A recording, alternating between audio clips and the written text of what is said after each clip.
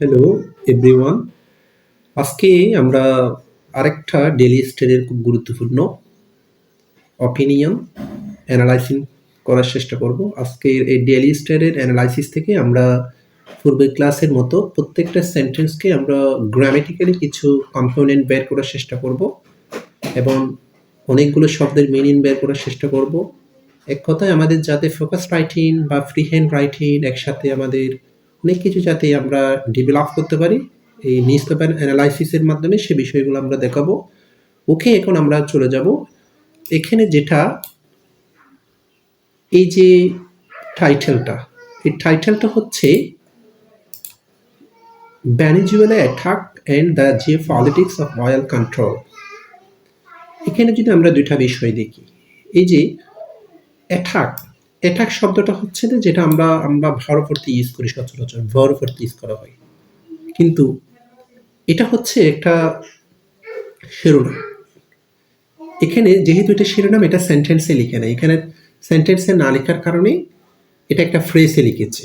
এটা একটা ফ্রেজ, যেহেতু এটা একটা ফ্রেজ সেহেতু এখানে ফাইনাইট পাওয়ার আসার কোনো সম্ভাবনা নাই। সো এখানে অ্যাটাক এটা হচ্ছে যে নাউন অর্থে ইউজ করা হয়েছে, এটা নাউন অর্থে ইউজ করা হয়েছে। ভেনেজুয়েলা অ্যাটাক অর্থাৎ ভেনেজুয়েলার আক্রমণ অ্যান্ড দ্য জিও পলিটিক্স। আমরা সবাই জানি জিও পলিটিক্স মানে হচ্ছে যে ভূরাজনীতি of oil control, oil control যেটা তেল নিয়ন্ত্রণ, অর্থাৎ ভেনেজুয়েলার আক্রমণ এবং ভূরাজনীতির তেল নিয়ন্ত্রণ নিয়ে আজকের এই কলামটা। এখানে আরেকটা বিষয় আমরা যেটা দেখেছি, এই কন্ট্রোল শব্দটাও কিন্তু আমরা সচরাচর বাস্তবে আমরা জানি সবাই এটা হচ্ছে দ্য ভার্ব হয়, কিন্তু এই সেন্টেন্স এই ফ্রেজের মধ্যে এটা নাউন অর্থে ইউজ করা হয়েছে কন্ট্রোল। এখানে একটা বিষয় লক্ষ্য রাখতে হবে, মানে নিউজ পেপারে অ্যানালাইসিসের মধ্যে আমরা সবচেয়ে যে বিষয়টা ইম্পর্টেন্টলি জানবো সেটা হচ্ছে যে পার্টস অফ স্পিচের বিন্যাসটা। একটা পার্টস অফ স্পিচ অনেক রকম, নাউন, অ্যাডজেক্টিভ, ভার্ব, অ্যাডভার্ব এগুলোকে আমরা অবস্থান ভেদে আমাদের আইডেন্টিফাই করতে হবে। এটা প্র্যাকটিক্যালি এভাবে পড়ার চেষ্টা করতে হবে। ওকে, আমরা পরবর্তী অংশের মধ্যে চলে যাব। এখান থেকে আমরা দেখব এখানে যেটা আমাদের দেখা যাচ্ছে,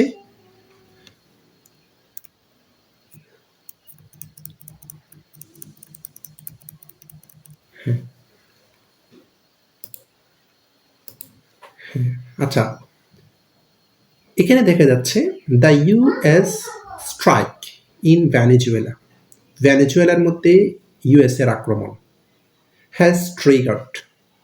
এখানে এই যে হ্যাজটা হচ্ছে একটা অক্সিলিয়ারি ভার্ব, ট্রিগার্ড হচ্ছে এখানে মেইন ভার্ব। হ্যাজ ট্রিগার্ড এটা হচ্ছে একটা present perfect tense.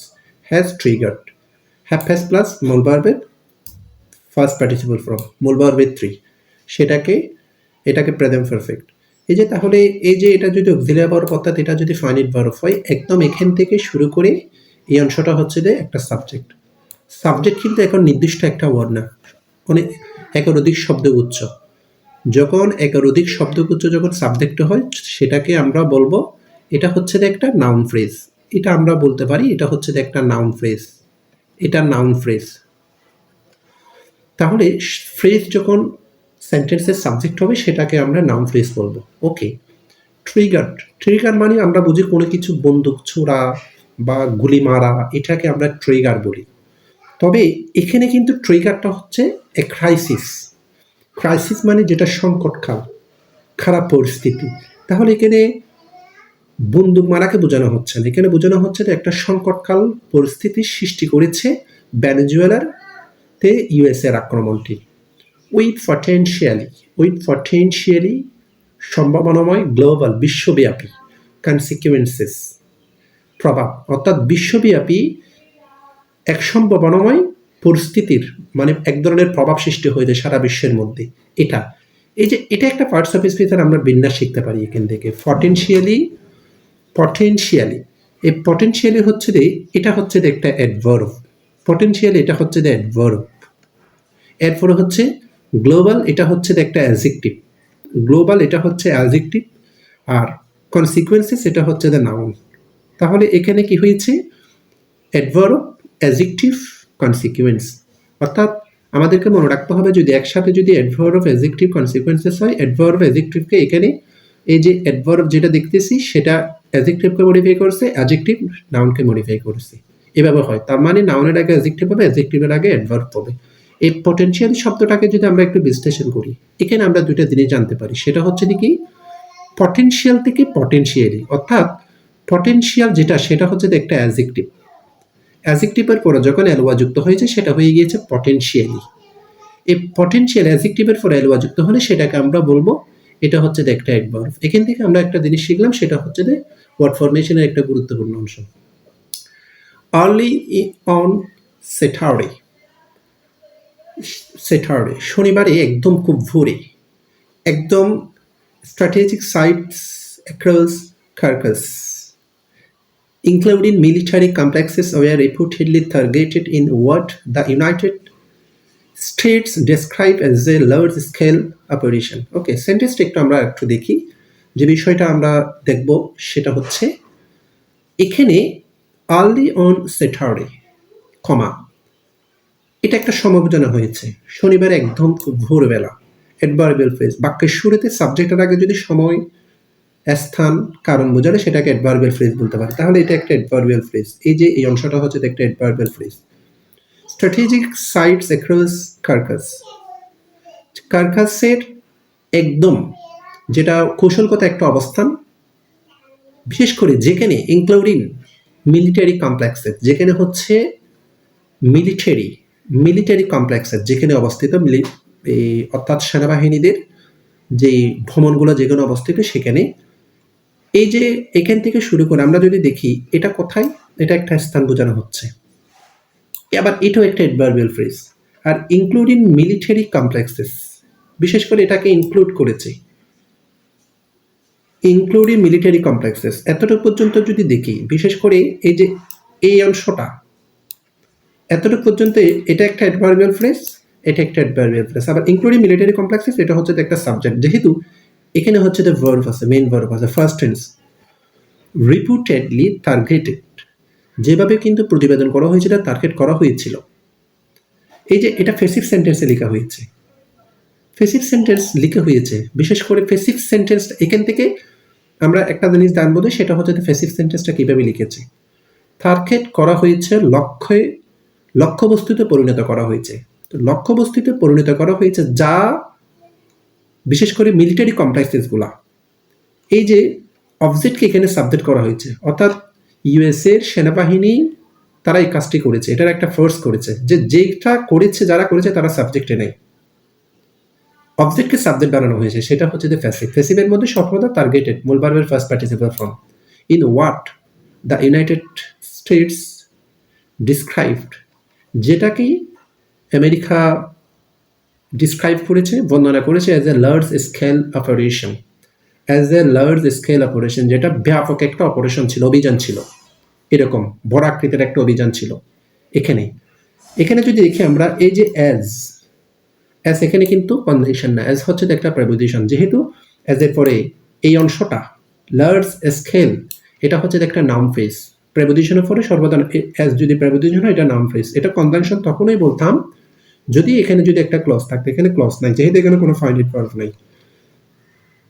The situation স্ক্যালেটেড শব্দটা কি, যেটা অতিমাত্রায় বলা, অতিরিক্ত কিছু বলা, অতিরিক্ত তীব্রতা, যেটাকে আমরা বলতে পারি, এটার একটা সিনোনিম লিখতে পারি আমরা ইনক্রিজ মানে যেটা তীব্রতা বৃদ্ধি করা, এসকালেটেড মানে কি ইনক্রিজ, তাহলে এটার একটা সিনোনিম, সমার্থক শব্দ এটাকে আমরা।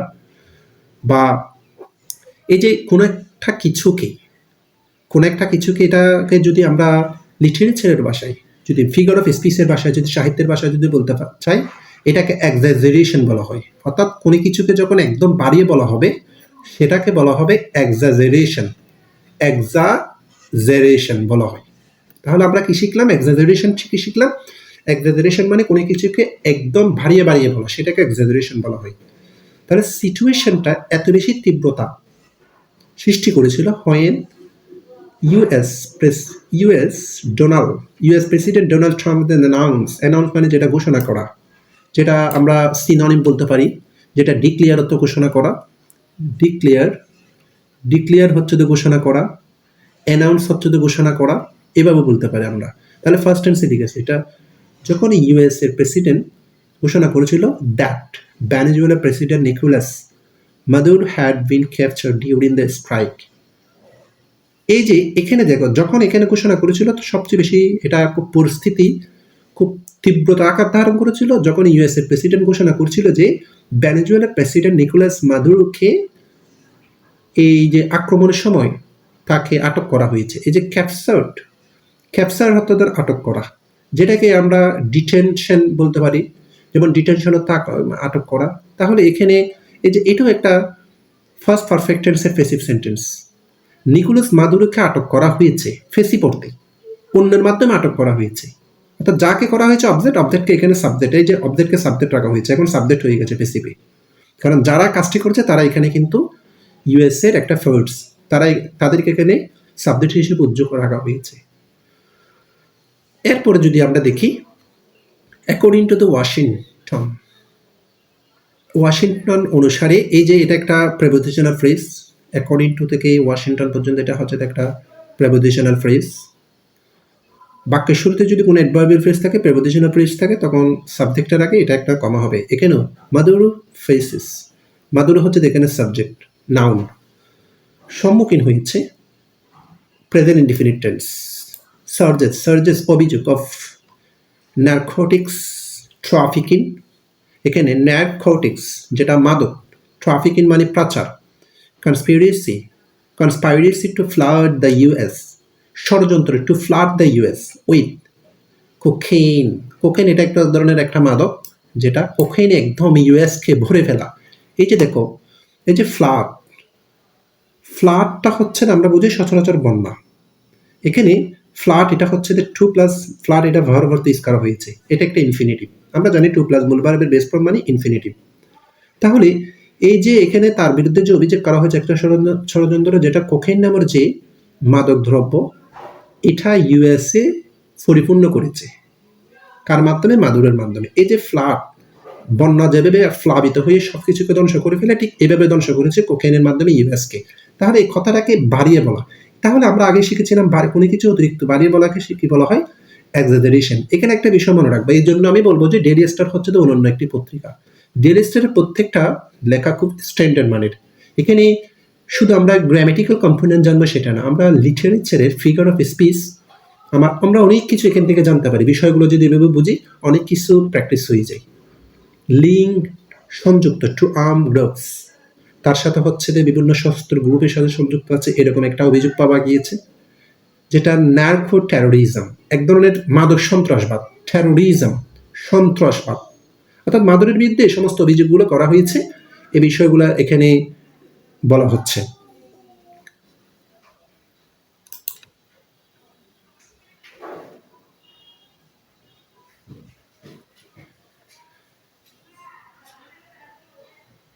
হ্যাঁ, এরপরে আমরা যদি দেখি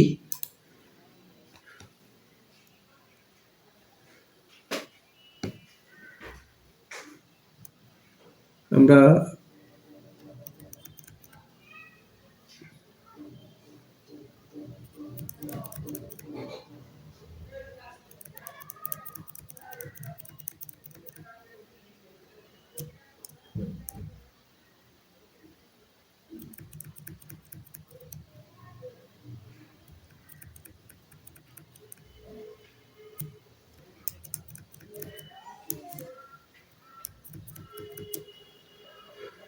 এরপরে বলা হচ্ছে while the legality of this entire episode, legality, এই সমগ্র কিন্তু যে এপিসোড, এটার একটা কাহিনী তৈরি করেছে যে ইউএসএ, সেই কাহিনীটা, সমগ্র কাহিনীটার যে একটা বৈধতা, ওয়াইল যখনই, এটা একটা ওয়াইল, এটা একটা ফ্রেজ, এখানে ইস হচ্ছে একটা ভার্ব, হাইলি কোয়েশ্চেনেবল, কোয়েশ্চেন থেকে কোয়েশ্চেনেবল, নাউন থেকে এখানে অ্যাডজেক্টিভ হয়েছে, যেটা প্রশ্নবিদ্ধ, সম্পূর্ণ প্রশ্নবিদ্ধ।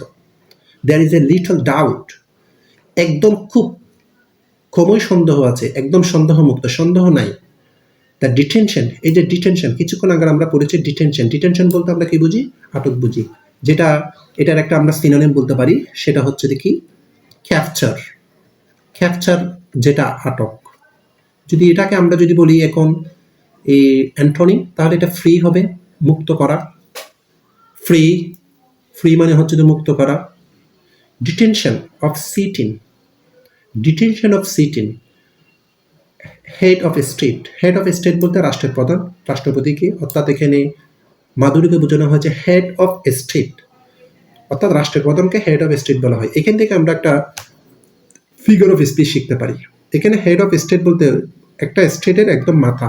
তাহলে আমাদের অঙ্গ সচরাচর প্রেসিডেন্টকে প্রধান ব্যক্তি হেডের সাথে তুলনা করা হচ্ছে, হেডের সাথে তুলনা করা হচ্ছে। তাহলে একজন প্রেসিডেন্ট আমাদের একটা অঙ্গ মাথাকে সাথে তুলনা করা হচ্ছে প্রধান।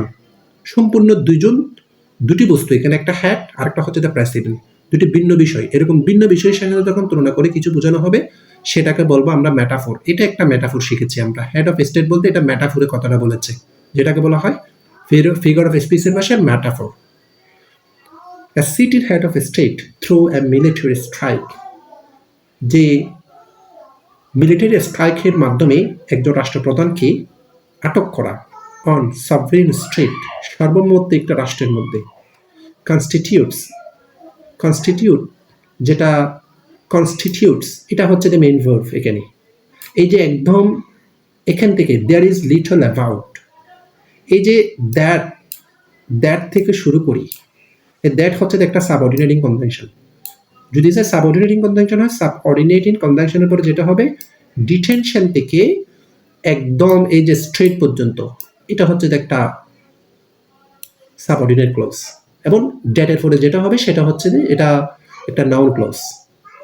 এটা নাউন ক্লজ এখানে সাবজেক্ট হয়েছে। সাবজেক্ট যেহেতু এই যে কনস্টিটিউট যদি বা অপর সাবজেক্ট, তাহলে এখানে এতটুকু এটা ফুল, এটা হচ্ছে একটা নাউন ক্লজ ড্যাটের পরে এটা। এবং সাবজেক্ট হচ্ছে দ্য ডিটেনশন থেকে Sabrin state.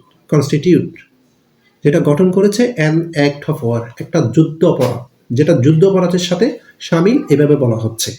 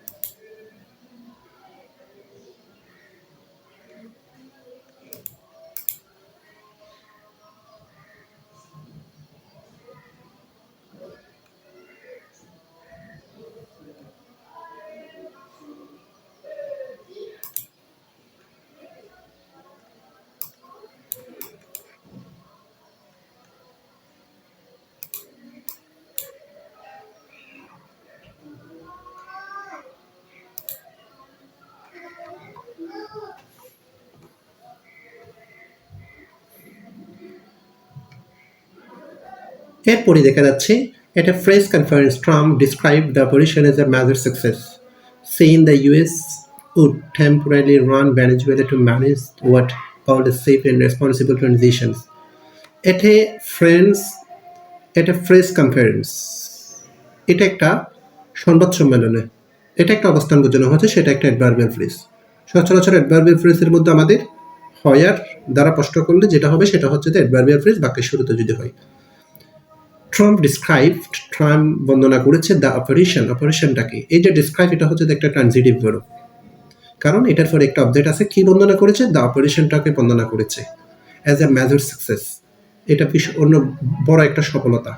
Chain the US would temporary, ক্ষণস্থায়ীভাবে, রান ভেনেজুয়েলা, ক্ষণস্থায়ীভাবে, আপাততে, যেটা টেম্পোরারি ভেনেজুয়েলাকে তারা পরিচালনা করবে। To manage, infinitive, to manage what he called, যাতে তারা এটা ব্যবস্থা করতে পারে। টু ম্যানেজ, এখানে আমাদের সবসময় মনে রাখতে হবে কেন ভেনেজুয়েলাকে পরিচালনা করবে।